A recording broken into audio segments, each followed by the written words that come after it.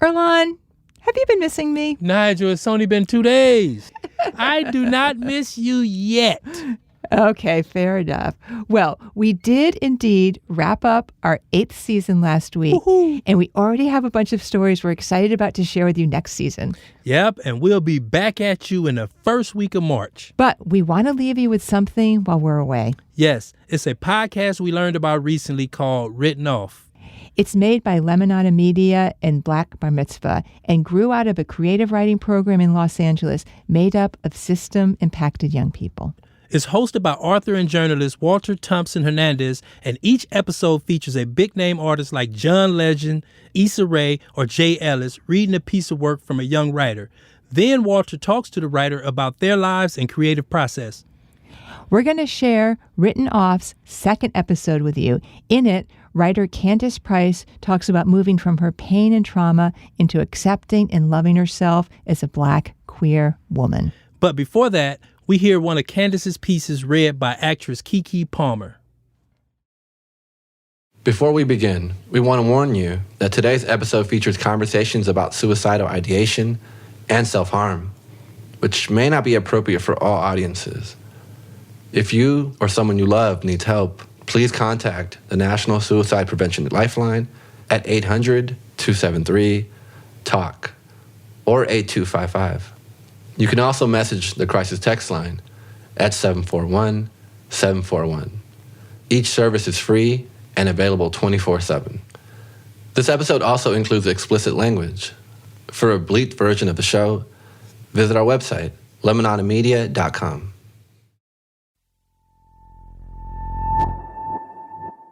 Do you know the power that a hug can give someone? I'm rehabilitated, trying not to catch a case, so just listen. The silence of that embrace can feel louder than anyone saying, "I love you," all up in your face. We can find a different way to take up that space so your heart can beat. We think love needs to be announced through the blessing of our hips or our lips. We think the uttering of those words overpowers the touch of fingertips. Growing up, I was never protected, only rejected. There's so many kids who are feeling the same, might be blind to their worth, playing this hurtful game. We can never leave a child behind in the gutter, because you will only leave them in wonder. If there is no protection, we can end up with no direction.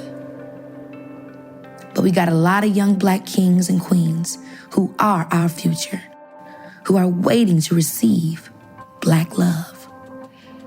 So you need to open up your Black arms and spread them Black wings. Just simply care for others and uplift their spirit. You can do it silently, and you ain't gotta fear it. We can give Black love by opening our arms so we don't find ourselves alone behind bars. At a young age, I ended up in a cage. Since 5th grade, I ain't even walked a stage, real talk. We sentence ourselves to isolation, leading to humiliation, all because we lack communication. But what does a world look like where we shatter these expectations and simply love one another like no other?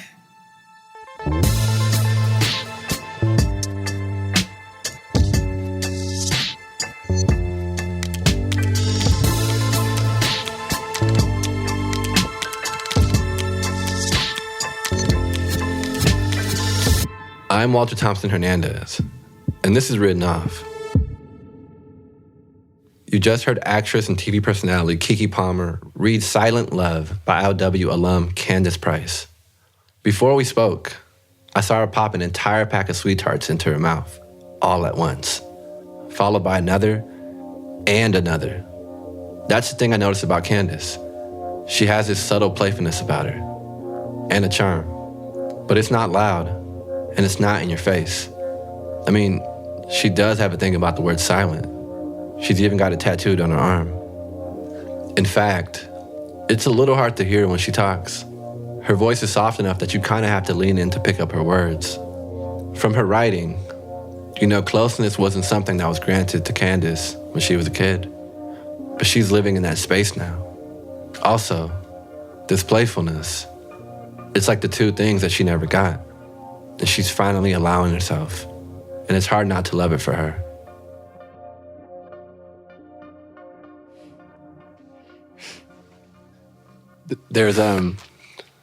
There's tears running down your face.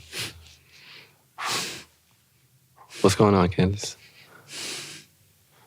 What are you feeling?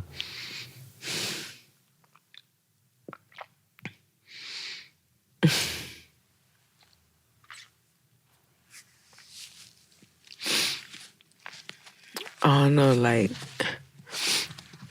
for one, to know who read it, it's like so fucking amazing. I mean, excuse me. That's all right, you can cuss. It's so amazing, and the way she read it, it was just like, it was like, I don't know, it's like, it felt like it was passionate. Like, and to be the one, like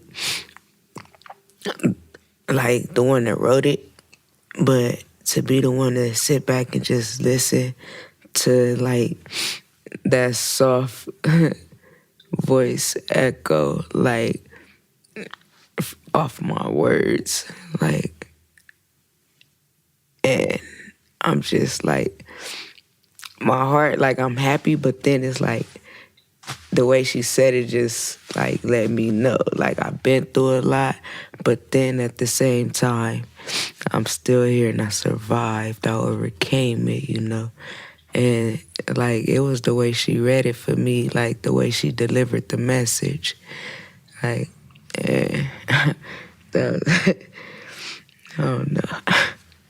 What did it feel like to have someone, and especially her, read what you wrote? Like, my heart is dancing. And, like, at the same time, even though the tears was like a little, you know, I felt the pain from that poem, but it was like, it's tears of joy.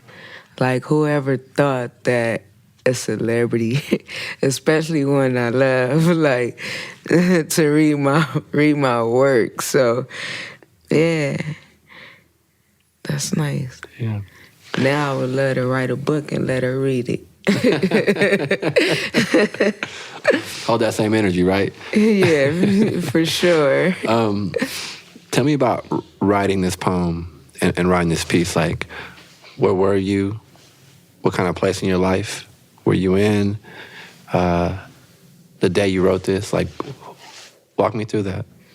All right, well, the day I wrote it, before I came up with that poem, I wrote several different other poems. And then, you know, it was like, I was told to not be so dark. So then it was just like, okay, well, this is how I could balance it out, you know, by, you know, saying some words like that hurted me, but don't go into detail about it. Just like, you know, it's the power, like, of whatever it is that you're going through. Just open up your black arms and spread them black wings. And it's just that, I don't know, like, I feel like out of everything that I've been through in life, it's just like I'm the protector now. And I just want love, and I just want to give love, you know, like, I don't know, I'm a revolutionary, so like, the older I get, the more I realize how worthy I am, and realize how, like, my worth, you know? So, I don't know, I was in a good place, then a sad place, but then at the same time, I replaced writing with me being suicidal. So I was about 13 years old when I found the Inside Out Writers, when I was incarcerated. And I just really wanted to get out my room for the snacks, you know. You know. Wait. So what led you to the program What's the snacks? Yeah. What kind of snacks? They had like Snickers, chips. Oh, that sounds good. And, like juice and stuff like Oh, that. yeah, for and, sure. In juvenile hall, you really don't get that stuff. You just get a hot tray and some milk. So you were like, hold on, let me get these Snickers, right? Yeah, they had me in the room. I think I messed up too and got in trouble that week. So for the weekend, they had me in my room. So then I heard there was some visitors coming. And every time it's a visitor, for sure you getting a snack. So I was in Central Juvenile Hall, and I heard them calling for everybody. So, I waited. They didn't come get me. So then I start like banging on my door, like to get out the room. So I think after the third time I banged on my door, that's when it was like, all right, come on. So then when I went in there, I'm saying hi to everybody and stuff like that, just happy to get out the room. And then, I tried to go grab me a snack. Right away, you were like, yeah, I need it. Like, oh, here go the snack shit. Then, the teacher was like, no, you got to write first. I'm like, write? I'm like, I'm not a poet. What you mean, write? She like, well, just write whatever's on your mind. So it was like, I really don't want to write, but whatever I'm thinking, I'm going to just write. So then that's what I did. Whatever I was thinking, I just wrote it. And then after I read my poem, I got my snack, and I was cool. I was cool.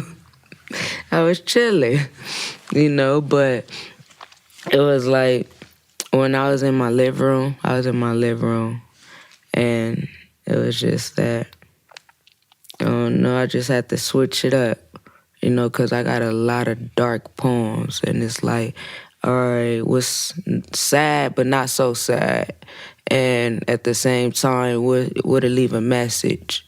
And the message is really basically saying to share love, there's nothing wrong with loving somebody or opening up your arms and giving them a hug, because you never know what it is that they might be going through in life.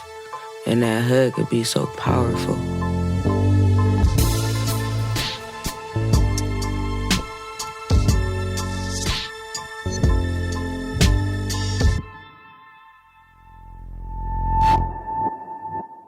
I want to go back just a little bit and like have you really describe that scene for me when you're banging on the door 3 times and you're walking outside. Like, I want to know like what you wearing, what kind of shoes you got on, what you see out there, like people's faces, people's names, like, just really like take us there. Okay.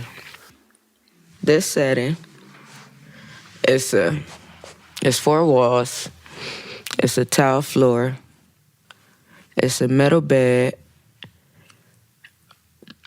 and it's a thin mattress, probably about 1 inch or 1/2 inch thick, and it's a plastic mattress with a pillow and a nightgown, 1 cover, 1 sheet, and me in the orange jumpsuit.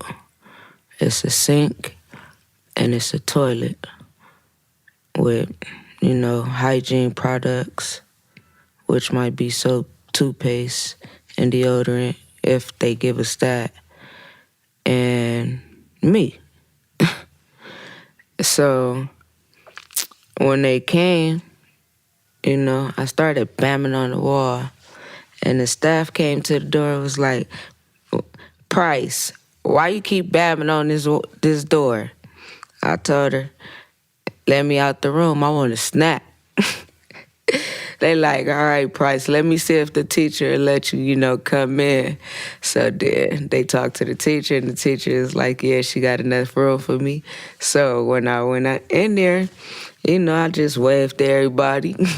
I was kind of popular in juvenile hall because that was like my second home. Okay, so you got your Snickers bar, and then you're writing. What did you write?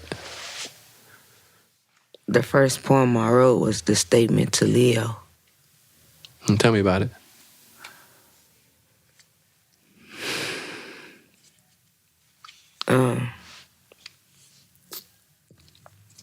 The reason I wrote that poem is because he was like one of the reasons why I hated myself. And I tried to commit suicide when I was in the 3rd grade. That was the first attempt. And basically the statement to Leo was a poem that I wrote. Basically asking, like, how can a male call himself a man when he, like, try to confiscate something that ain't even his? Was it hard writing that poem? Yeah, it was hard, but then I felt like it was like some type of relief. When I started writing, I found the way to heal from my childhood trauma. And I found a different coping skill on how to release my emotion besides trying to think of ways to kill myself. So writing became like a form, like a healthy way to cope with the trauma, right? It became a form of medicine. Have you since gone back to that poem at all? Yeah, I kind of did, yeah. What was it like? It was just like, when I started to heal, like the older I got, I started to heal. And I had to realize that in order for me to heal, then I have to forgive and to be forgiven for whatever it was that I did or whatever trauma that was did to me from the people who said they loved me the most. And I try not to drown myself into my past trauma. And it's like I've been hurt so much to the point like I don't want to be around nothing toxic. Like if I feel like you toxic, then I need to go the other way. I need to get you out, out of my presence. And I have certain triggers, which is like one of them is like I don't like to be talked to reckless and crazy. So if you're talking to me reckless and crazy, then I have flashbacks that you sounded like my grandma. And, I'd rather be at peace. Like, my peace have been destroyed so bad until it's like, I beg for peace. Like, I'll do anything that I have to do to have my peace, even if it's to go isolate myself somewhere and not, be around the negativity. But it's like, after sweeping so much, like, shit up under the rug and, like, acting like, oh, and nothing happened or I'm good when deep down inside I know, like, I still got that childhood trauma that and certain things hit triggers. So I try not to, and I don't want to go back to that little kid, like that mind frame of that little kid of having that childhood trauma of, who gonna protect me or who's after me or who's gonna do this.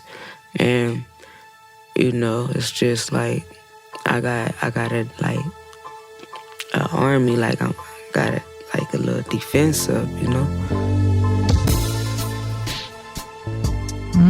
Earlonne, it's like sitting right in front of Candace hearing a really personal story. Yeah, real talk. That's deep. We're going to take a quick break and be right back with the rest of this conversation from the podcast, Written Off.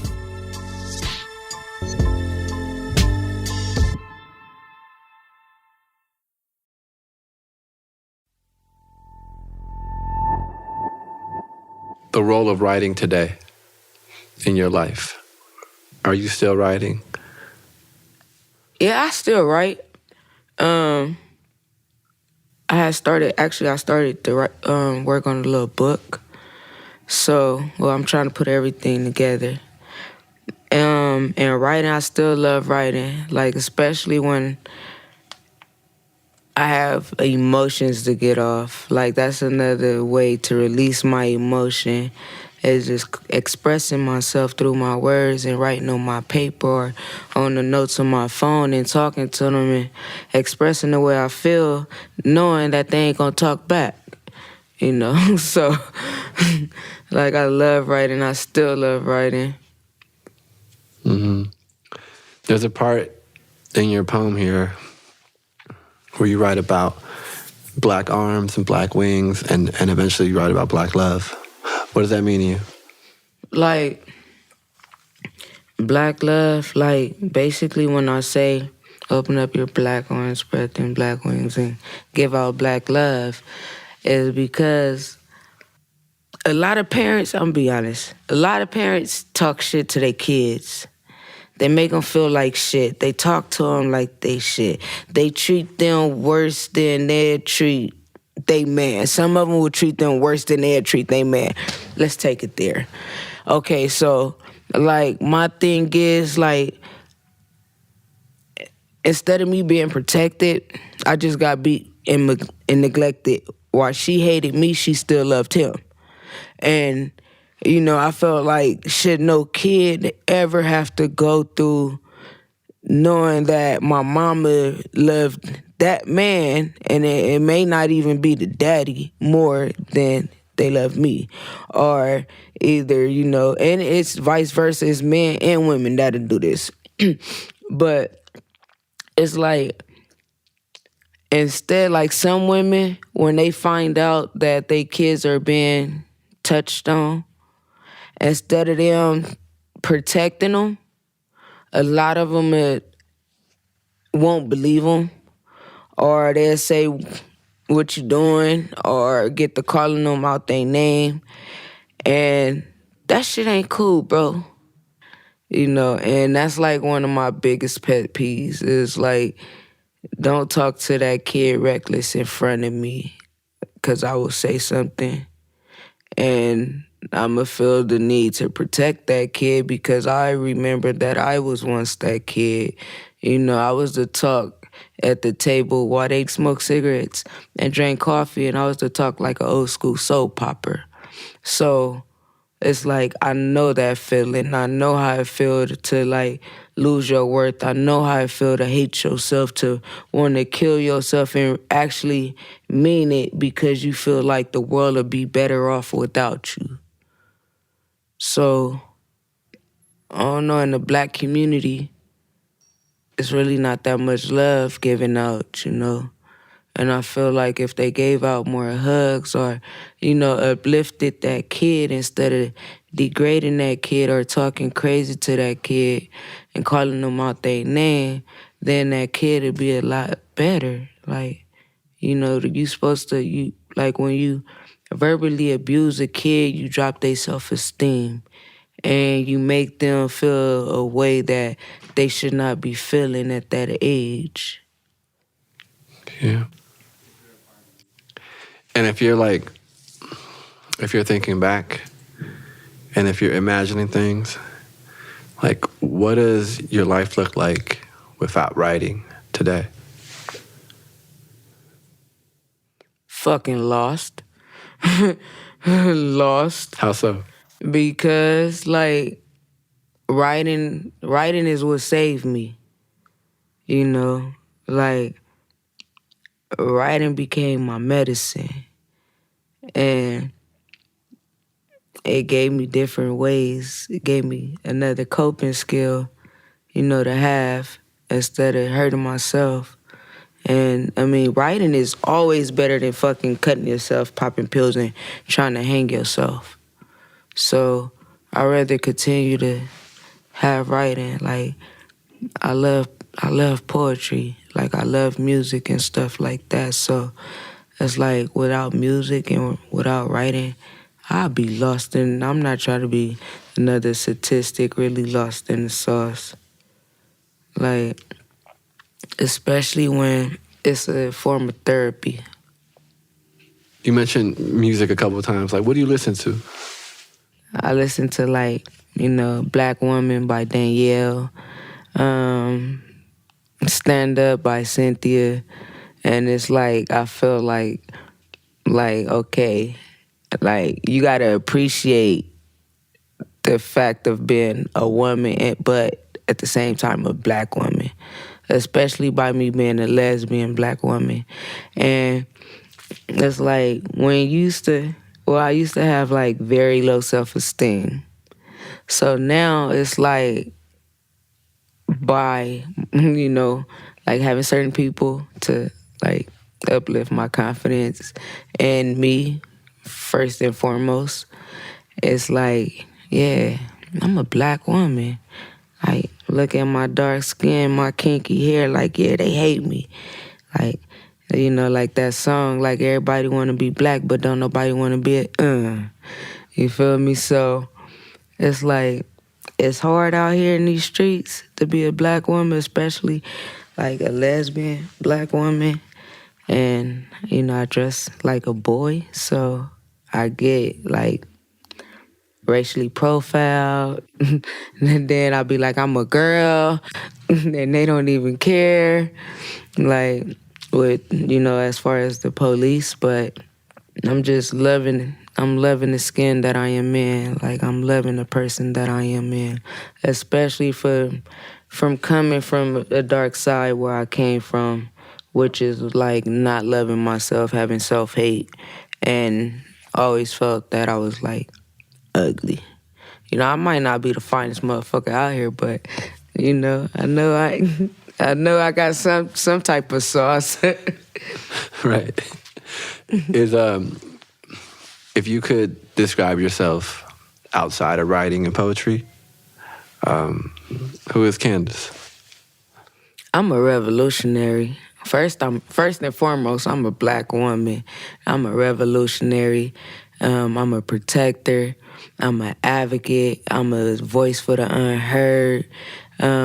Instead of being a headache to the community, I became the pain reliever to the community. As far as like being rehabilitated and, selling drugs and different stuff to the community and to my people, and knowing like now it's like killing my people off, like it hurts me.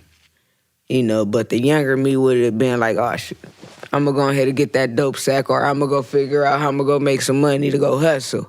But now it's just like, I see somebody, they could be family, Black, Hispanic, whatever. If I see somebody out there hungry, I'm gonna feed them if I can. Like, I done came from kicking crab or boiling crab, and I love seafood, and I have food left over, and I give it to them like, hey, you like hot food? Like, hey, here you go. And beyond then, in my mind, I'll be like, dang, I wanted that, but, I could get it next time, because, or give them a couple of dollars. But because when I was out there homeless at 16, 17, actually, I ran away at 13. So when I was out there in the streets, I know how I felt like being hungry and panhandling to try to get food, or trying to figure out where I'm gonna sleep at for the night. So it's like, the things that I've been through in life, I feel like the work that I do, can't nobody do it better than me if they ain't never been through that shit. And I mean that as far as being a mentor, to my peers. Like, give me the baddest kid so I could help change that kid, because I was the baddest kid, or if I wasn't the baddest kid, I was the talk like I was the baddest kid.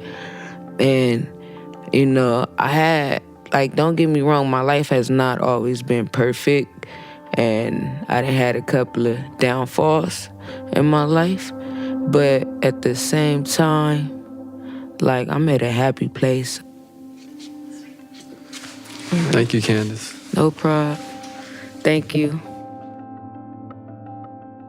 Thanks again to Candace, who's Candace Price on Facebook, Tazzy, Tazzy P86 on Instagram, and BLK Candace on Snapchat. Moved by what you heard today? Want to do more? Follow and support Inside Out Writers Workshop at insideoutwriters.org and click on Ways to Give. To get involved personally in the work to end mass incarceration in California, check out the work of ARC, the Anti-Recidivism Coalition, at ANTIRECIDIVISM.com. Next week on Written Off, writer Jimmy Valdez.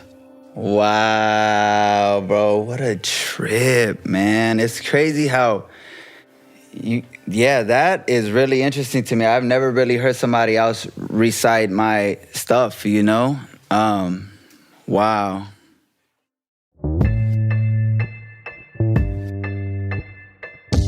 Written Off is a co-production of Lemonada Media and Black Bar Mitzvah.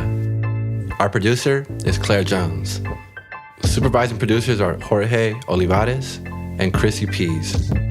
Executive producers are Aaron Bergman, Jay Ellis, Jessica Cordova Kramer, and Stephanie Whittles-Wax. Music and sound design by Xander Singh. Mix and scoring by Matthew Simonson. Special thanks to all of our contributors and Inside Out Writers. You can learn more about them at insideoutwriters.org. If you like what you heard, help others find us by rating the show and writing a review. Follow us at Lemonada Media across all social platforms. To support Written Off and gain access to exclusive bonus material like additional conversations with the writers and producers of this show, subscribe to Lemonada Premium, only on Apple Podcasts. And for more of my work, visit my website, WTHDZ.com. I'm Walter Thompson Hernandez. Thanks for listening.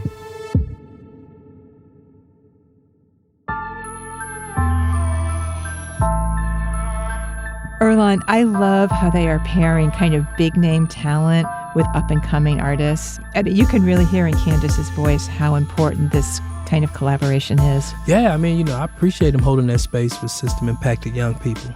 I hope they ask us to read one of the stories. No, Nigel, we Z-list celebrities. We gotta come up the alphabet celebrities. You're right. Well, maybe someday we can aspire to that. My friends quickly let me know I'm a Z-list celebrity. Okay. You're A-list to me, my friend. All the time.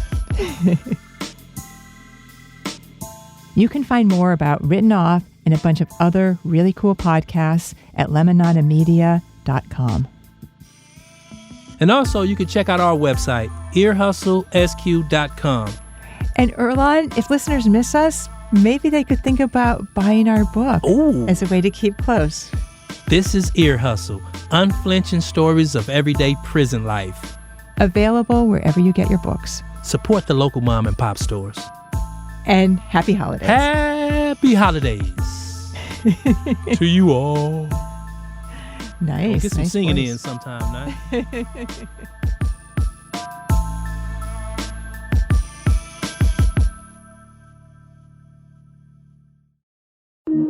Radiotopia.